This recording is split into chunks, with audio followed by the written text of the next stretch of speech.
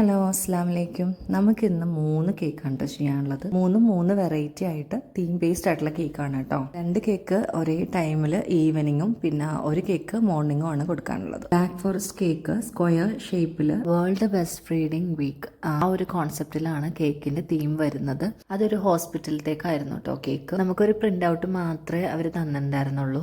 Print ഔട്ടിൽ ഒരു pink and blue colour കണ്ടപ്പോൾ സ്ക്വയർ ഷേപ്പ് ആയതുകൊണ്ട് തന്നെ നോസിൽ വർക്ക് ചെയ്യാമെന്ന് വിചാരിച്ചു. കേക്കാണ് നമുക്ക് ആദ്യം കൊടുക്കേണ്ടത്. അതിൻ്റെ ധൃതിയിൽ ചെയ്തുകൊണ്ടിരുന്നപ്പോൾ നമ്മുടെ സ്പാച്ചുല ചെറുതായിട്ട് അതിൽ വീണു, കേക്കിലോട്ട് വീണ് കേക്കിൻ്റെ സൈഡ് ചെറുതായിട്ടൊന്ന് പോയിട്ടുണ്ടായിരുന്നു. നമ്മൾ 3 കേക്ക് എന്നൊക്കെ പറയുമ്പോൾ അതിൻ്റെ കൂടെ വീഡിയോ എടുക്കലൊന്നും നടക്കില്ല. പിന്നെ നമ്മൾ ഇത്രയും കഷ്ടപ്പെട്ട് ചെയ്യുന്നല്ലേ, അപ്പം അതുകൊണ്ട് നമ്മൾ എന്ത് ചെയ്യും, എല്ലാം ക്ഷമിച്ച് നമ്മൾ വീഡിയോ എടുക്കും. വീഡിയോ എടുക്കുമ്പോൾ നമുക്ക് വീട്ടിലെ കാര്യവും പിള്ളേരെ കാര്യം എല്ലാം നമ്മൾ നോക്കണം. അതിൻ്റെ ഇടയിൽ കൂടിയാണ് നമ്മളിത് വീഡിയോ എടുക്കുന്നതും അത് എഡിറ്റ് ചെയ്യാനിരിക്കുന്നതും. ഉറക്കമില്ല ഊണില്ലാണ്ടാണ് നമ്മളിതെല്ലാം ചെയ്യുന്നത്. അപ്പോൾ നിങ്ങൾ വീഡിയോസ് ഇടുമ്പോൾ പറയുന്നതും അത് തന്നെയാണ്, എളുപ്പമല്ലേ, ഭയങ്കര എളുപ്പമല്ലേ എന്ന് പറയും. 30 സെക്കൻഡ് കാണുന്നതേ അല്ല. ഓരോ കേക്ക് ചെയ്യുമ്പോഴും അതിൻ്റെ ലാസ്റ്റ് സ്റ്റേജ് എത്തണ വരെ, അതുപോലെ ഡെലിവറി ചെയ്ത് കഴിയും വരെയും നമുക്കത് ടെൻഷനായിരിക്കും കേട്ടോ. കേക്ക് മാത്രമല്ല, പല കേക്കും ഫൈനൽ സ്റ്റേജ് ആകുമ്പോൾ എവിടെയെങ്കിലും തട്ടി മുട്ടിന്നൊക്കെ ഇരിക്കും. അപ്പോൾ ഈ കേക്കിൻ്റെ സൈഡ് ഇത്തിരി പോയിട്ടുണ്ടായിരുന്നുള്ളൂ. നമ്മുടെ ക്രീം എപ്പോഴും എന്ത് ചെയ്യുമ്പോഴും കുറച്ചെങ്കിലും നമ്മൾ ബാലൻസ് വെക്കുക.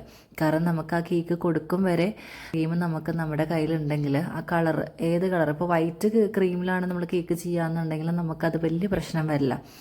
ഇൻ കേസ് കളേഴ്സ് ചെയ്യുമ്പോൾ നമ്മൾ ഇത്തിരിയെങ്കിലും ക്രീം ബാക്കി വെക്കുവാണെങ്കിൽ നമുക്ക് എന്തെങ്കിലും കേക്കിൽ വല്ല ഇതുപോലത്തെ പ്രശ്നങ്ങൾ വരുവാണെങ്കിൽ നമുക്ക് വിപ്പിംഗ് ക്രീം എടുത്ത് വേഗം വിപ്പ് ചെയ്യാണ്ട് തന്നെ ആ ക്രീം തന്നെ നമുക്ക് യൂസ് ചെയ്യാൻ പറ്റും. അപ്പോൾ ഇതാ നമ്മുടെ കേക്ക് ഓൾമോസ്റ്റ് ഐസിങ് കഴിഞ്ഞു. ഒരു പിങ്ക് ബ്ലൂ പേസ്റ്റൽ ഷെയ്ഡ്സ് ആണ് രണ്ടും കളേഴ്സ് എടുത്തിരിക്കുന്നത്. അത് നമുക്ക് ബോർഡർ നമുക്ക് ഇതുപോലെ ഡിസൈൻ ചെയ്ത് കൊടുക്കാം കേട്ടോ. കേക്ക് ഫുള്ളി ഞാൻ ആ ഡിസൈൻ കൊടുത്തിട്ടുണ്ട്.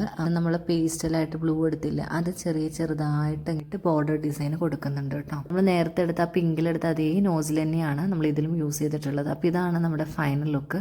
നല്ല രസമുണ്ട് കാണാൻ. അങ്ങനെ ആ കേക്ക് നമ്മൾ പാക്ക് ചെയ്ത് കൊടുത്തു കേട്ടോ. ഇനി അടുത്ത കേക്ക് വന്നിട്ട് ഒരു 4 മണിക്കാണ്. 4 മണിക്ക് തന്നെ നമ്മൾ 2 കേക്ക് കൊടുക്കാനുണ്ട്. അതുകൊണ്ട് തന്നെ നല്ല ടെൻഷൻ ഉണ്ട്. കേക്കിൽ നമ്മുടെ കസ്റ്റമർ പറഞ്ഞിട്ടുണ്ടായിരുന്നത് ഒരു ബാർബി കേക്ക് മതി, റെഫറൻസ് പിക്ക് ഒന്നും അവരുടെ കയ്യിൽ ഉണ്ടായിരുന്നില്ല. എങ്ങനെ വെച്ചാൽ ചെയ്തോ കുഴപ്പമില്ല, but yellow with purple or pink അങ്ങനത്തെ ഒരു കോമ്പിനേഷനിൽ ചെയ്താൽ മതി എന്ന് പറഞ്ഞു. ചെയ്യാണ്ട് ടോയ് ആയിട്ട് കിട്ടുമെന്ന് ചോദിച്ചു. അപ്പോൾ ടോയ് ആയിട്ട് നോക്കിയപ്പോൾ കിട്ടുന്നുണ്ടായിരുന്നില്ല. ഇങ്ങനത്തെ ബാർബീസ് കിട്ടൽ കുറവാണ്. അപ്പോൾ കുറേ അന്വേഷിച്ച് കിട്ടിയതാണിത്. ഇതിൽ നോക്കിയപ്പം യെല്ലോ കളർ ഹെയറിലുള്ളതുകൊണ്ട് നമുക്ക് ബാക്കി പിങ്കോ പർപ്പിളോ കേക്കിൽ കൊണ്ടുവരാന്നുള്ളൊരു ഐഡിയ വന്നു.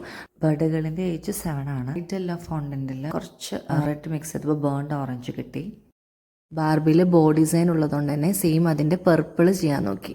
കേക്കിലൊരു പിങ്ക് ബോർഡർ പോലെ ഫോണ്ടൻ ഡിസൈനും കൊടുത്തിട്ടുണ്ട്. അപ്പം ഇത്രയുള്ളൂ. ഇതാണ് ഈ കേക്കിന്റെ ഫൈനൽ ലുക്ക്. ഇനി അടുത്ത കേക്ക് വരുന്ന റെഡ് വെൽവെറ്റ് തീം കേക്കിൽ ഒരു കപ്പിൾസിനുള്ള കേക്കാണ് കേട്ടോ. നമുക്ക് കസ്റ്റമർ തന്ന സെയിം റെഫറൻസ് പിക്കിൽ പോലെ തന്നെയാണ് ചെയ്തിട്ടുള്ളത്. റെഫറൻസ് പിക്ക് ചെയ്യുന്ന കസ്റ്റമൈസ്ഡ് ആയിട്ടുള്ള നെയിം മാത്രമേ വെച്ചിട്ടുള്ളൂ. ഇതാണ് നമ്മുടെ 2 കേക്കിന്റെ ഫൈനൽ ലുക്ക്. ഇത്രയുള്ളൂ ഇന്നത്തെ വീഡിയോ. അടുത്ത വീഡിയോ ആയിട്ട് വരും വരെ അസ്സലാമു അലൈക്കും.